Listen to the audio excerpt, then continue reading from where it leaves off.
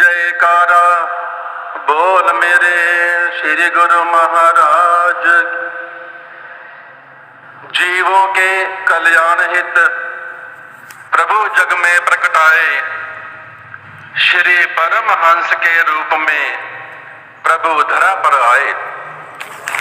जीवों को भक्ति के मार्ग पर लगाने के लिए, उन्हें मन माया के बंधन से आजाद करने के लिए, सोए हुए जीवों को गफलत की निंद्रा से जगाने के लिए वो पूर्ण पार ब्रह्म परमेश्वर श्री परमहंस दयाल जी महाराज जी के रूप में धरा धाम पर प्रकट हुए और आज भी हमारे सन्मुख विराजमान है और अपने पावन श्री चरणों में बिठला करके सभी गुरुमुखों को अपनी पावन भक्ति से, पावन श्री दर्शनों से एवं पावन आशीर्वाद से निहाल कर रहे हैं।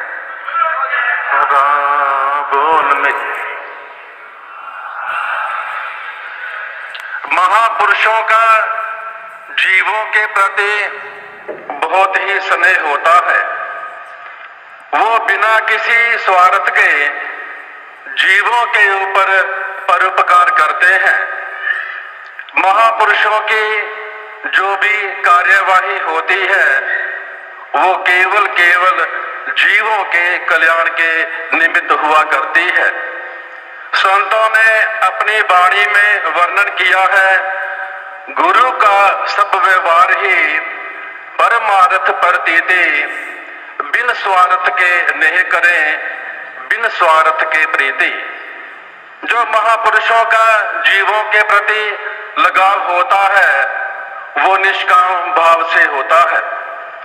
अगर हम संसार में दृष्टि डालें तो देखने में आता है, अगर कोई किसी के साथ प्रेम करता है तो उसके दिल के अंदर स्वार्थ समाया होता है।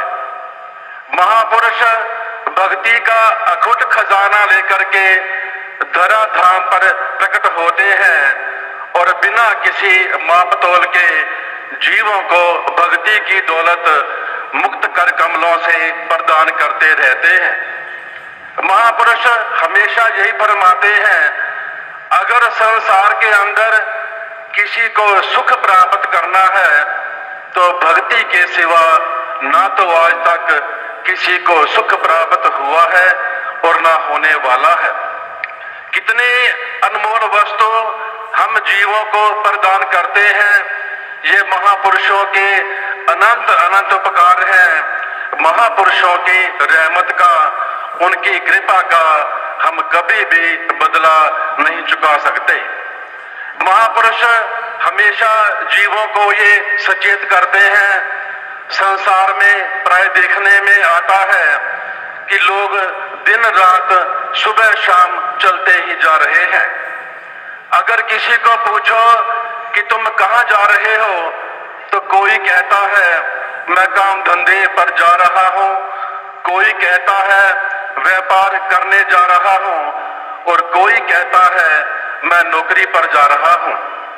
लेकिन उनको ये पूछने वाला हो कि कब तक चलते रहोगे और आखिरी ठिकाना क्या है। महापुरुष यही वर्णन करते हैं कि किसी को अपने मकसद का मालूम ही नहीं है कि मुझे कहाँ पर जाना है। अगर किसी को पूछा जाए कि तुम्हारी जिंदगी का असली मकसद क्या है तो किसी के पास कोई जवाब नहीं होता। क्यों? जब तक महापुरुषों के चरण शरण प्राप्त नहीं होते, जीव को मालूम ही नहीं होता कि मेरे जीवन का असली मकसद क्या है। किसी शहर के बड़े बाजार में हम देखते हैं कितनी भीड़ होती है, लोग आ रहे हैं जा रहे हैं, किसी को बात करने की फुर्सत नहीं है। अगर किसी एक आदमी को रोक करके ये बताएं कि भाई तुम कहाँ जा रहे हो, तुम्हारा जीवन तो बड़ा बेशकीमती है, ये केवल भक्ति करने के लिए मिला है, अनमोल श्वासों की कीमत को पहचानो, एक एक श्वास की कीमत तीनों लोगों के बराबर है। हम क्या सोचें, क्या वो हमारी बात सुनेगा? नहीं। जवाब यही मिलेगा, ऐसी फालतू बातें करने के लिए सारे बाजार में मैं ही मिला हूं। भक्ति की बातों को फालतू बातें बोलते हैं और जिस काम धंधे में लगे हुए हैं उसे असली काम समझाते हैं। महापुरुष वर्णन करते हैं, रोशनी डालते हैं इस संसार के अंदर कौन सी असली वस्तु है और कौन सी नकली वस्तु है। इसलिए तो कल पावन त्योहार के उपलक्ष्य में श्री हजूर दाता दयाल महाराज जी ने अपने अनमोल वचनों में यही फरमाया कि सार वस्तु है जगत में पावन हरि का नाम, नाम हरि का सुमरते पूर्ण हो सब काम। वर्णन करते हैं इस संसार के अंदर असली चीज क्या है, सार वस्तु क्या है, केवल केवल मालिक की भक्ति। और संसार के जितनी भी चीजें हैं सारी नाशवान हैं, बिछुड़ जाने वाली हैं। साथ में कितना महान वरदान दिया कि जो सतगुरु के नाम का सुमरण करते हैं उनके महापुरुषों की कृपा से सारे काम पूर्ण हो जाते हैं। और आदमी को चाहिए क्या, जब महापुरुषों की इतनी कृपा होती है तो एक एक श्वास महापुरुषों के चरणों में लेखे लगाना चाहिए। आम संसारी जीव इस बात को नहीं समझते। वो सोचते हैं दुनिया की धन दौलत कमाना, दुनिया के पदार्थों को इकट्ठा करना, ऊंची से ऊंची डिग्रियां हासिल करना, ये जीवन का असली मकसद है। लेकिन महापुरुष फरमाते हैं ये सारी चीजें जरूर करो, ज्यादा से ज्यादा धन दौलत कमाओ, समाज के अंदर ऊंचा रुतबा हासिल करो, लेकिन एक बात को याद रखो, ये सारे शरीर तक सीमित है। ये जो अनमोल जीवन मिला है केवल केवल भक्ति की कमाई के लिए मिला है। कोई विरला समझदार गुरुमुखी होता है इस संसार के अंदर जो इस बात को समझता है कि मेरा जीवन कितना कीमती है। इंसान की अवस्था बदलती जा रही है, बचपन आता है, फिर जवानी आती है, फिर बुढ़ापा आता है। बुढ़ापे में लोग कहते हैं बस अब इसे चले जाना चाहिए, लेकिन उनसे पूछने वाला हो कि जाना कहाँ है और साथ में कौन सी वस्तु लेकर के जानी है, फिर किसी के पास कोई जवाब नहीं होता। जब महापुरुषों की कृपा हो जाती है, फिर ज्ञान की रोशनी मिल जाती है, जिंदगी का मकसद मालूम हो जाता है, मंजिल सामने दिखाई देने लगती है और उस मंजिल को कैसे पाना है महापुरुषों की कृपा से युक्ति भी मिल जाती है। तो महापुरुषों ने हमें मानव जन्म का उद्देश्य समझाने के लिए ये भक्ति के अनमोल साधन बनाए हैं। श्री आरती पूजा, सेवा, सत्संग, सुमरन और 2 घंटे का भजन ध्यान। जो भी गुरुमुख प्रेमी श्रद्धा से रोजाना इन नियमों की पालना करते हैं, केवल वही अनुभव करते हैं कि महापुरुषों की कृपा से उन्हें कितने आशीर्वाद, कितनी रहमत प्राप्त होती है। महापुरुषों के चरणों में हम हमेशा यही विनती करते हैं, प्रभु आप हमेशा हमारे अंग संग रहना। दाता दयाल जी अपने वचनों में फरमाते हैं दरबार के 5 नियमों की श्रद्धा से रोजाना पालना करो, हम हमेशा आपके अंग संग हैं। एक प्रेमी गुरुमुख घर में रहते थे, उनकी कमर में थोड़ा दर्द शुरू हो गया। 2-3 दिन के बाद दर्द ऐसा बढ़ा, जब सुबह उठे ना तो करवट ले सकते थे, ना ही नीचे उतरकर धरती पर पैर आता था। बड़े परेशान हुए, घर वाले भी चिंतित हो गए, अभी तक तो ठीक थे, अब कैसे हो गया। 3-4 लोगों ने उठा करके गाड़ी में बिठाया और हॉस्पिटल में ले गए। जब वहां पर पहुंचे, डॉक्टरों ने चेकअप किया तो डॉक्टर कहने लगे ऐसे मरीज हमारे पास बहुत आते हैं, इनकी कमर का ऑपरेशन करना पड़ेगा, तब जाकर के ये ठीक होंगे। इससे पहले आप जाकर के 50,000 रुपए रुपए एडवांस काउंटर पर जमा करवा दीजिए। भगत जी ने 50,000 रुपए डिपॉजिट करवाए, हॉस्पिटल में एडमिट हो गए। कल सुबह ऑपरेशन होना था। जब डॉक्टर सुबह मरीज के पास आए, ऑपरेशन की तैयारी हो चुकी थी। डॉक्टर ने कहा पहले इनका ब्लड प्रेशर चेक करना पड़ेगा। जब बीपी चेक किया तो ब्लड प्रेशर बहुत बड़ा हुआ था। डॉक्टर ने कहा बीपी बढ़ गया है, इस हालत में ऑपरेशन नहीं होगा, इनको दवाई दो ताकि बीपी ठीक हो जाए, इनका ऑपरेशन कल सवेरे करेंगे। भगत जी भी हैरान थे, बीपी की कोई शिकायत नहीं थी, ना कभी गोली खाई थी, लेकिन बीपी कैसे बढ़ गया। सुबह बढ़ा, फिर सारा दिन ठीक रहा।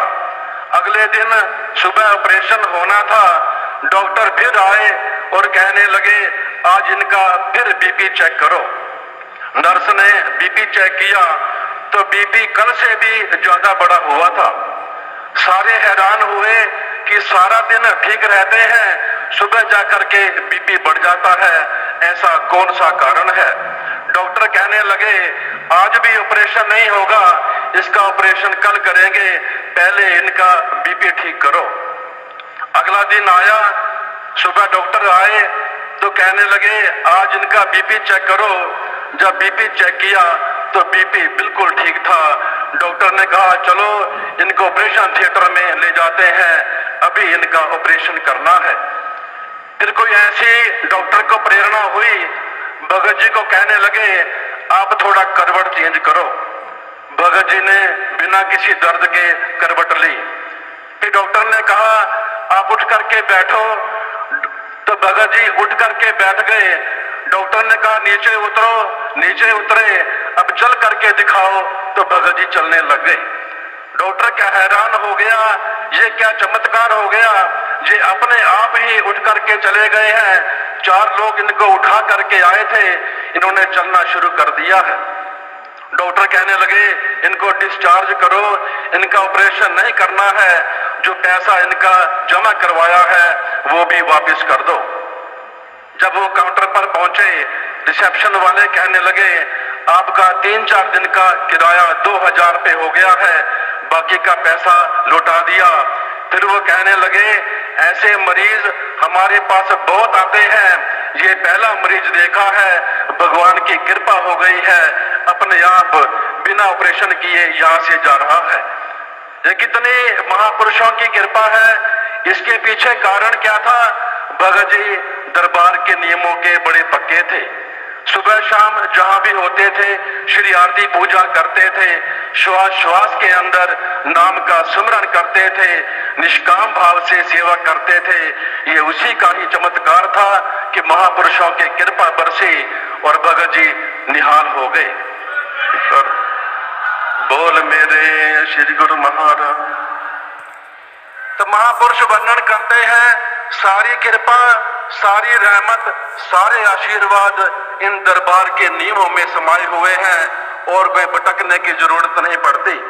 इसलिए गुरुमुख का ये कर्म कर्तव्य बन जाता है इधर उधर को छोड़ करके केवल महापुरुषों के चरणों का ध्यान करे।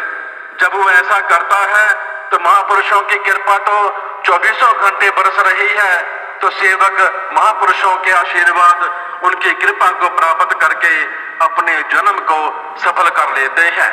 ठीक उसी प्रकार ही हमारे दरबार के पूज्य भाई जी संतोष विचारानंद जी, जिनकी सत्संग पे सेवा थी, उन्होंने भी अपने जीवन को 5 नियमों में ढाला।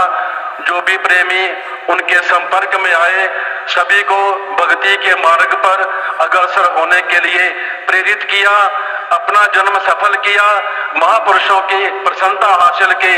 हमारा भी ये फर्ज बन जाता है पूज्य भाई जी की तरह अपने जीवन को नियमों में ढालते हुए महापुरुषों के आशीर्वाद को प्राप्त करके, उनकी कृपा को प्राप्त करके अपने जीवन को सफल बनाएं।